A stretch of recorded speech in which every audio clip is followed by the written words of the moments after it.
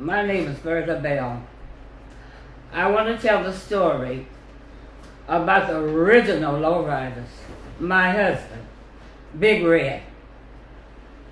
I met him in 1953.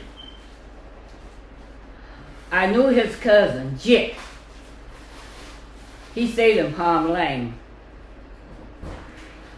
I went there because my father was very abusive. And I ran away from home. He said some nasty things. He put us out the house, me and my sister and my mom. And my mom, she worked on her job. She didn't come home like on Friday nights. So my father was an alcoholic, very abusive.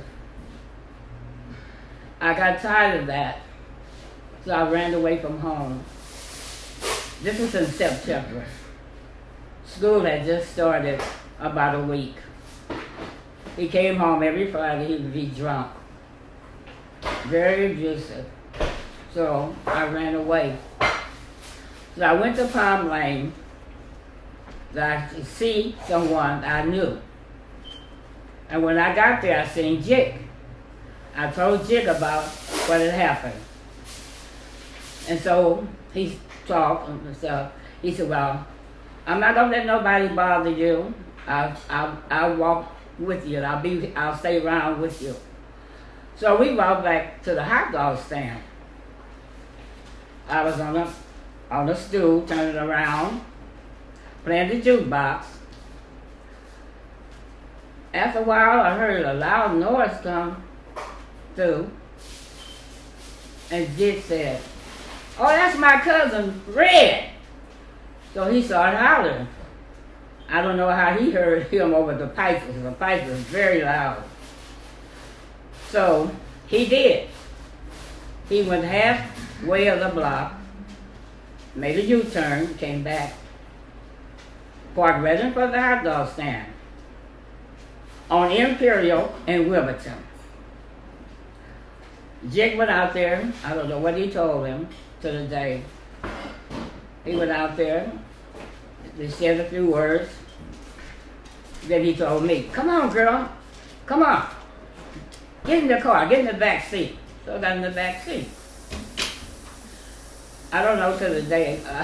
My husband had a long ponytail, and I was just playing. I was playing in his hair, but he never looked around. So we rode all that night till the next morning. Jick said, oh, I'm tired. I got to go home. I'm sleepy. Y'all got to take me home. So we rode back to Palm Lane and dropped him off. He got out the car and he said, get in the front seat. I got in the front seat and I was sitting over there close to the door. So after a while, we got to driving my husband to be, he said, move over close to me. I did. And we rode and rode and rode. After a while, he pulled up into his house in the long driveway. He got out of the car, got his keys out, and so he got his own house. Got up, got out the car, he opened the door for me, went into with his keys and opened up the door. So I was telling him, we sat on the couch and I was telling him what had happened. And he said, well, I wouldn't want you to go back to your house like that and stuff. So we stayed, and I stayed there with him. It was like a month before I met my future mother-in-law. She knew I had ran away from home, but she didn't say, oh girl, you have to go back home. I don't want to get in trouble. She never did. She was the sweetest mother-in-law you could ever think about. And so, 2 weeks later, I met his brother. And he was always playing sports and stuff. So he went down to Ross Snyder's. He was going to Jeff High. So I stayed there almost 2.5 years. But a friend of mine, I thought she was a friend of mine. I didn't know she was like my husband, because we used to go and pick her up after we started dating. So she told the police. Well, she told my mom then where I was. So the police came up there. So my mother told them, say, hide, say, here come the police. I don't want to take you to jail, juvenile. So I was small then. I was weighed about, I weighed 90-some pounds. So she said, hide in the cabinet. Well, those cabinets back there, all the houses were very deep. And that's where she had pots and pans. So I hid in there. And there was a little crack in the door. And I peeked and I seen the police. And they went all around the house searching, all in the backyard and everything. So they come back in, they said, well, if she comes here, you call us. So they left. So my mother-in-law told me today, she said, whatever you do, y'all be careful. And look out, if you see any police, don't go out. And we rode all the time. All the time. The police never stopped us or nothing. So, after that, I said, well, maybe I better go back home and stuff. And then my husband said, no. Said, we'll get married. But at that time, I called my dad and I told him I didn't want to stay there. I said I wanted to get married, and my husband-to-be, he asked him, could we get married? So by them putting a police out report, the juvenile court took it over.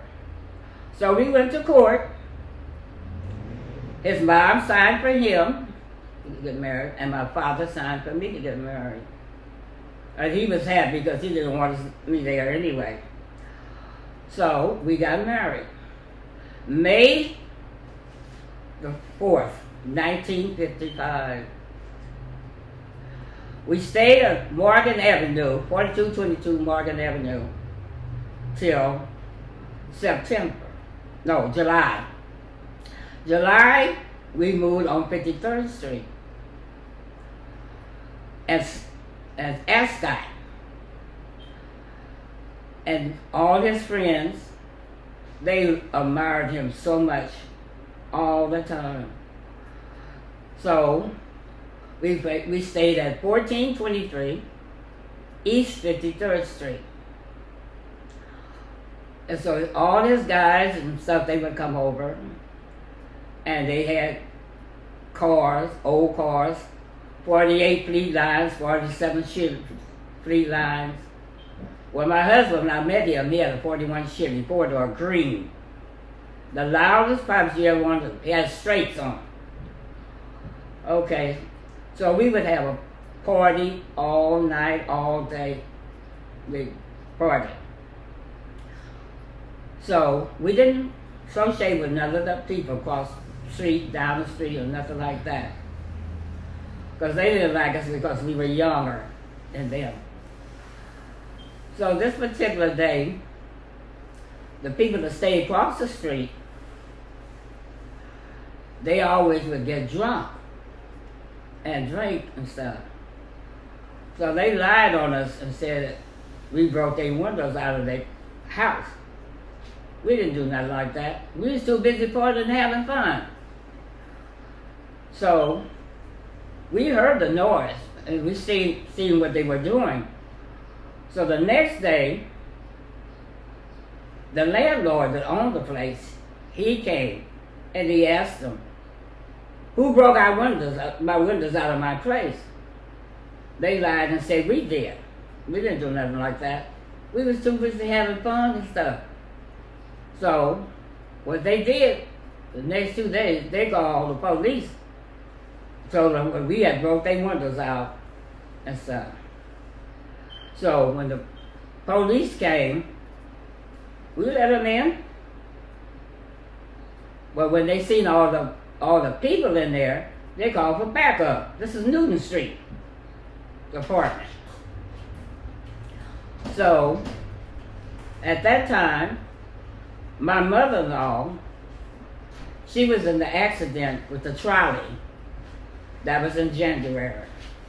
So she was in her bed. She let them in. They let them in, and they went and talked to her. But they took all of us to jail. All of us, except her. Because they said, oh no, we can't touch her because we don't want to have no suit on her. Leave her there. So it was lady lowriders there. Lady lowriders. And men lowriders. The original lowriders. So they took us all down to jail, Newton Street, the police department. This is in 1957. But the lowriders original started in 1955. So they took us down. Then none of the young ladies got booked or nothing. They just had us sitting there. But if you went back that second door, you was gonna get booked. So they just sat there and was playing around with us, and we played around with them too. So later on that morning, they said, come on, we're gonna take y'all back where we got you from, which they did. Later on, maybe about 2 or 3 days later, those guys in the original lowriders, they started letting them out. Well, at that time, my husband had a 38 Buick, 41 Chevy, and a 57 Chevy, 210, 2-door, clean, lower to the ground, and they took all that. They took all the screws, pipes, hubcaps, everything. But they had to bring them back. And everything was documented. Screws, bumpers, everything that they took, they brought it back. They was mad, but they brought it back. And they took a diesel truck to take everything away. But my husband had a friend named Mookie. Mookie people own junkyards, 2 of them. My husband always would go there and get different parts. Where all the guys was in the original lowriders. The original one. Wasn't no Angelinos. This is a black man. Big Red. That's what he's known, a Big Red of the original lowriders. And his brother, Chino, the original lowriders. He was the vice president. My husband was the president of the original lowriders. I want this story to be told and the truth.